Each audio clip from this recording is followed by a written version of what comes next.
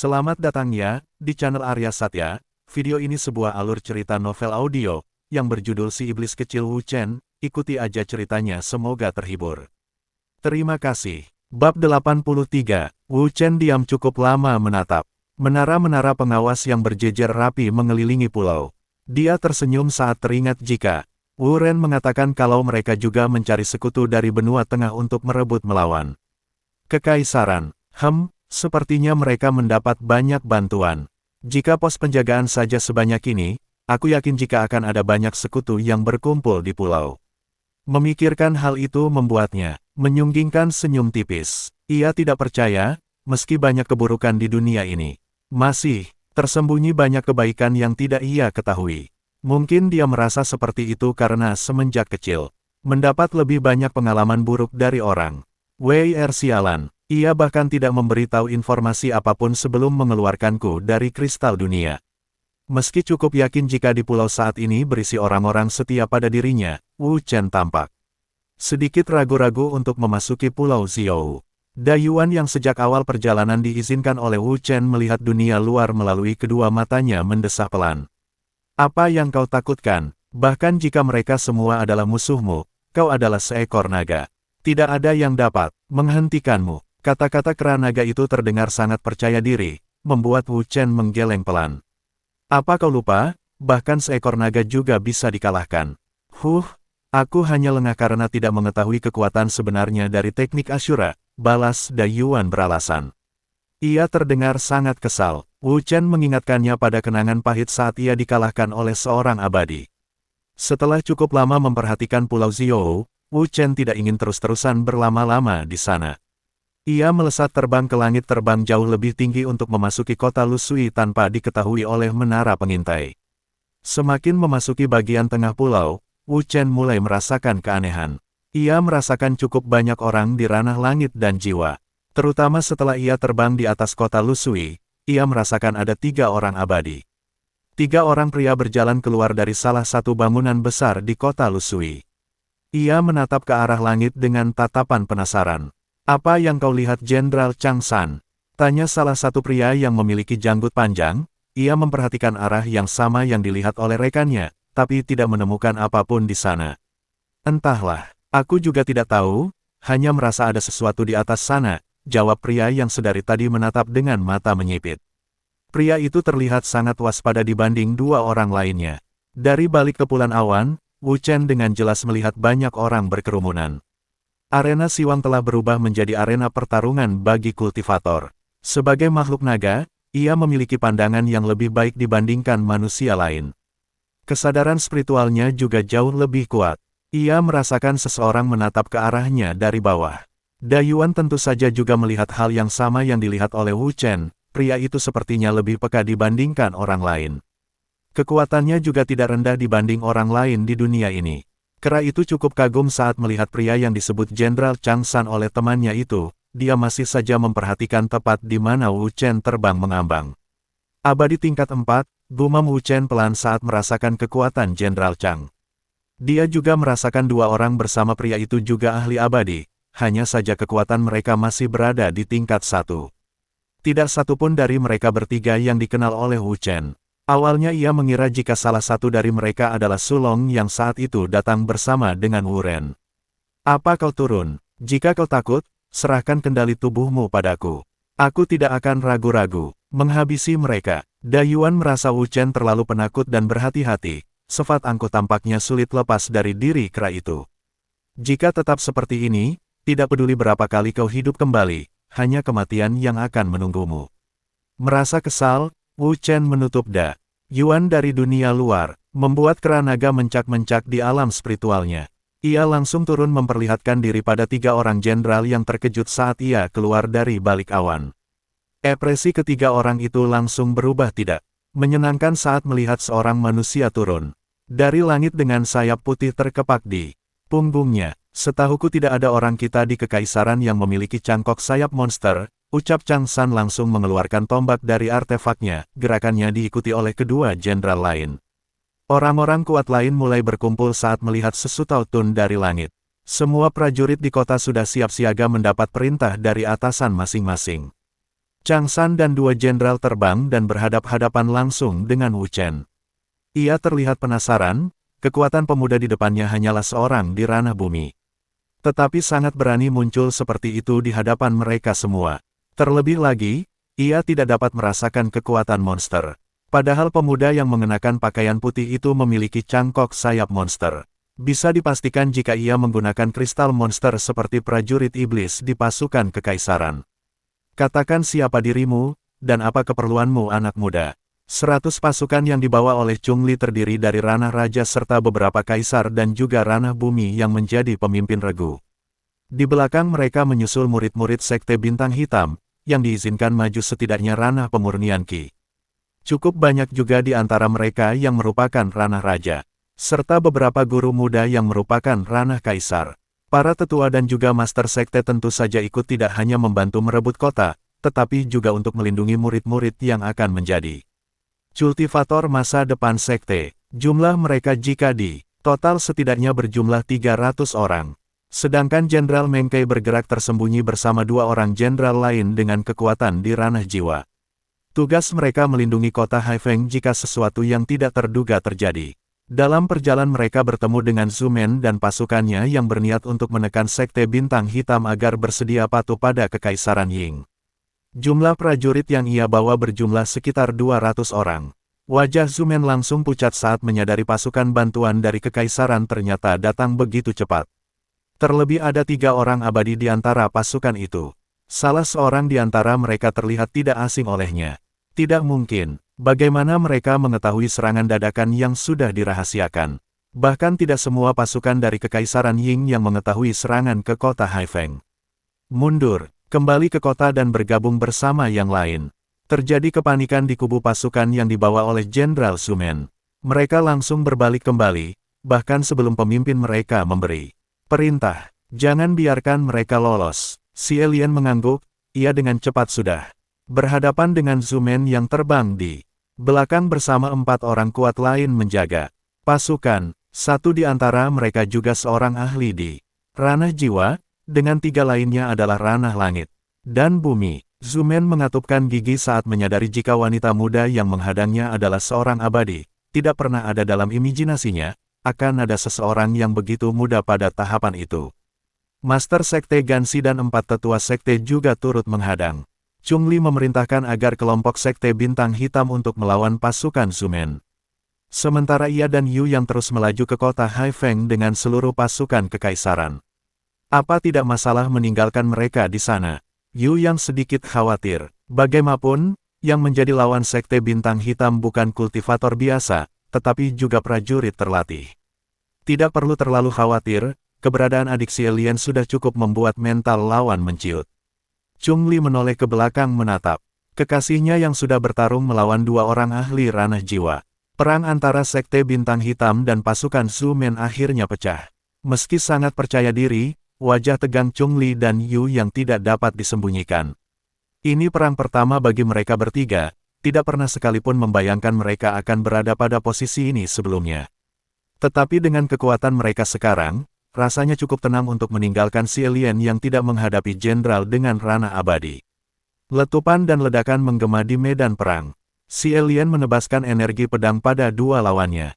Blar, ledakan terdengar saat Zumen dan rekannya menahan serangan gadis itu dengan bila energi yang sama. Selain Zumen, lawan si alien adalah seorang wanita. Aku tidak pernah mendengar ada jenderal wanita darimu seorang abadi. Zumen bertanya dengan wajah tegang menatap si alien. Temanku mengatakan kalau kau ada di arena Siwang 3 tahun lalu.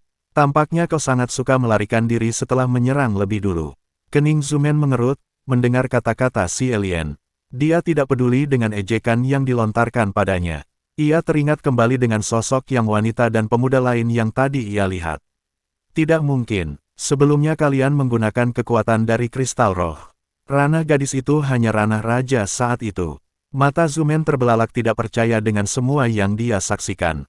Dia juga sangat yakin jika si alien dan pemuda abadi lain menggunakan cara yang sama. Saat ini tidak lagi ada aura dari kekuatan monster terpancar dari mereka bertiga. Itu murni kekuatan dari energi sejati mereka sendiri. Siapapun yang mengetahui hal itu, tidak mungkin akan percaya kalau mereka mencapai tingkatan abadi hanya dalam waktu 3 tahun.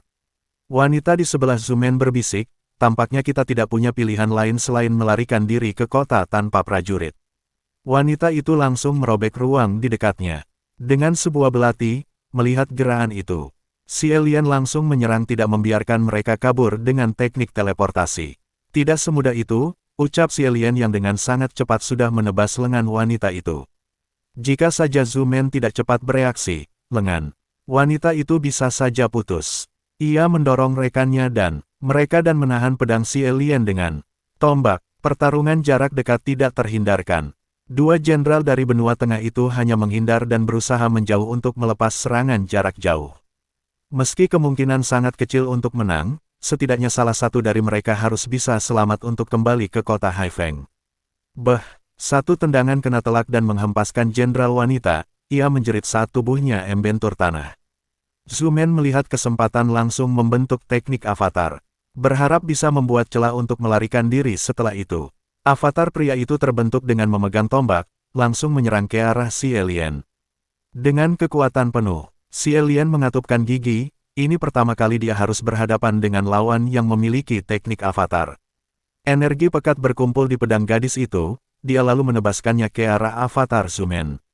Cakar elang pembunuh. Energi berbentuk cakar berukuran jauh lebih besar dari sebelumnya yang pernah dibentuk oleh si alien. Sial, Zumen merutuk keras saat cakar itu berhasil meledak dan menghancurkan lengan avatarnya. Ia kembali membuat gerakan untuk membentuk kembali teknik avatar. Lengan avatar itu kembali tumbuh. Tidak hanya itu, kini avatar Zumen mulai berubah bentuk menjadi seekor ular raksasa. Kekuatanmu ternyata belum stabil. Kalian pasti masih baru dalam tahap abadi. Aku tidak mungkin kalah oleh bocah-bocah kemarin sore. Si alien tidak tinggal diam, meski yang diucapkan oleh Zumen tidak salah. Abadi tetaplah seorang abadi, tidak peduli bagaimanapun juga, perbedaan mereka terpaut cukup besar. Ia mulai membentuk teknik avatar juga. Bayangan wajah cantiknya membuat medan perang sesaat terpana melihat sosok avatar gadis itu. Hiya, menyerahlah pengkhianat. Si alien dengan keyakinan penuh menggerakkan avatarnya. Ia juga melesat ke arah Zumen bersamaan.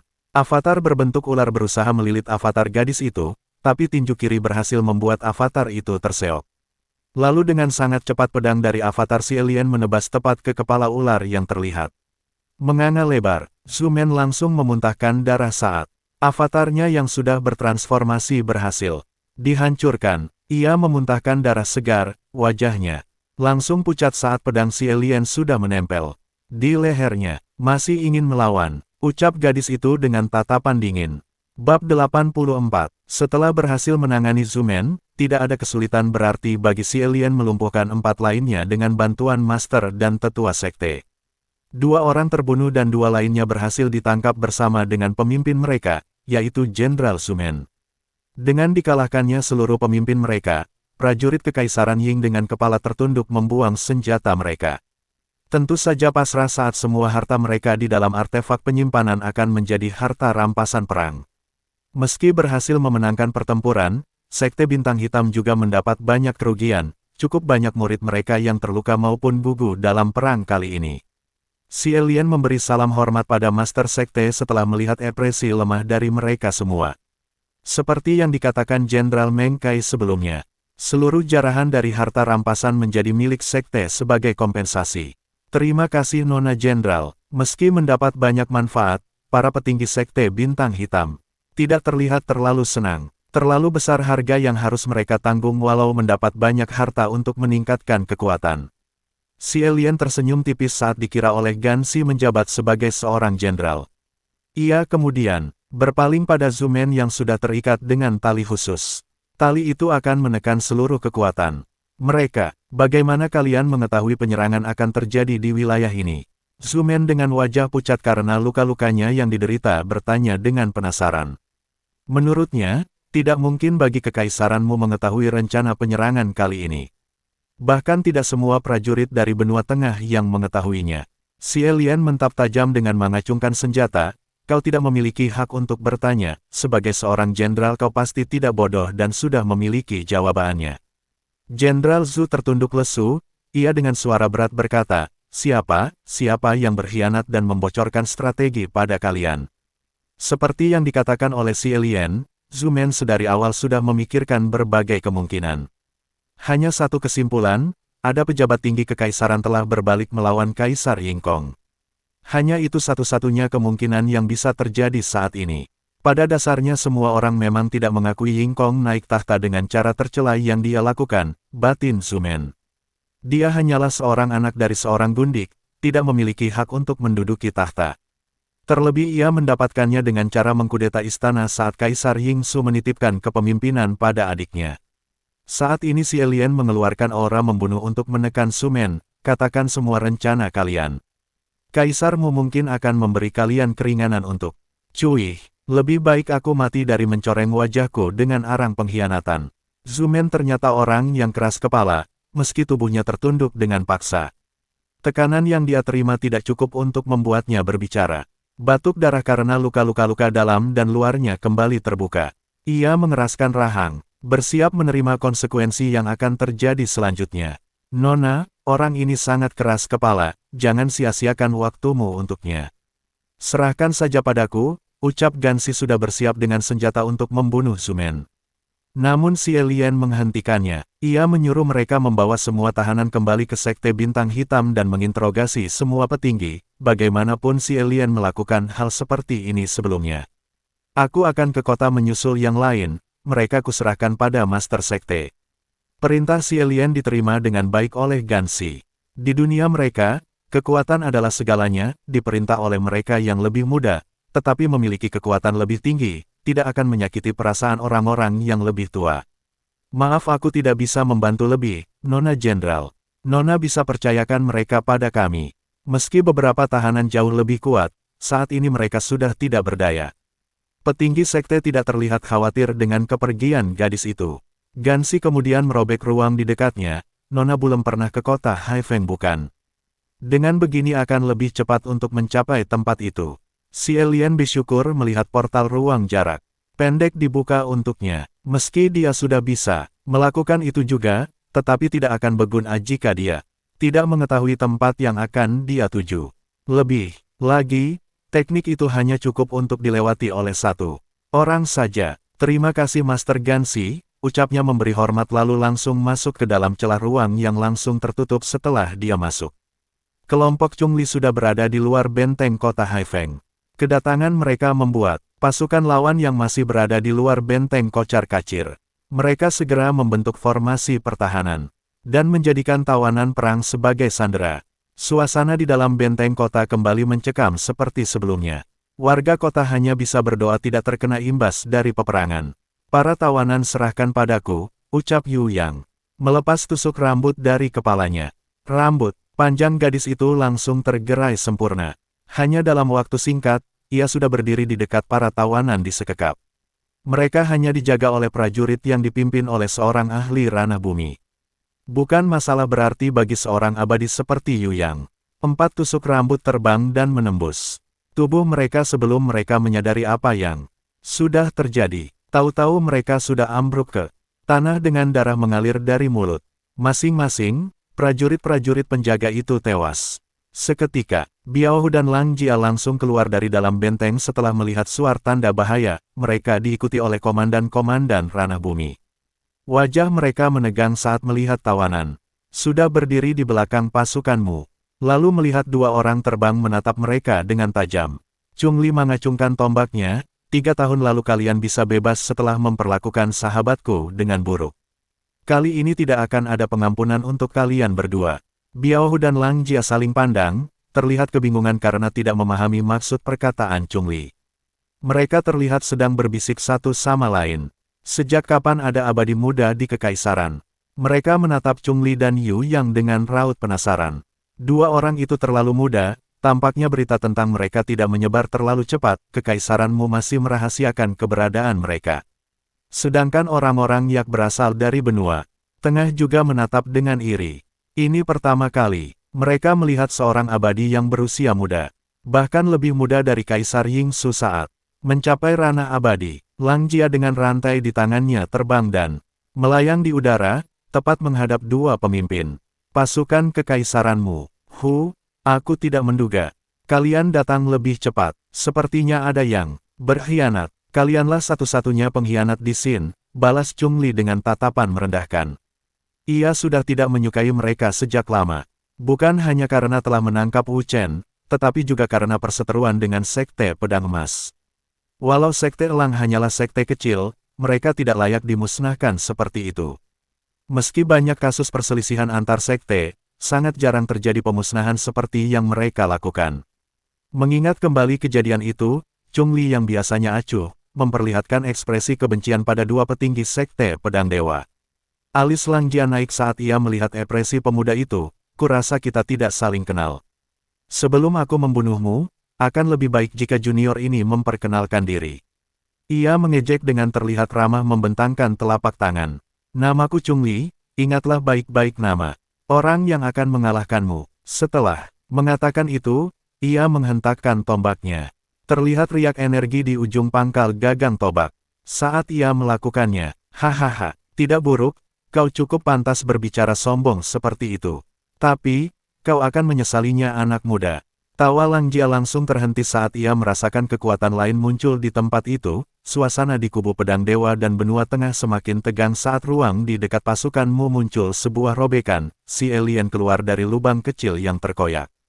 Mereka meneguk liur karena perasaan cemas saat menyadari jika satu orang abadi lain muncul di tengah-tengah pasukan musuh. Chungli tersenyum tipis, meski tidak berbalik saat kemunculan gadis itu.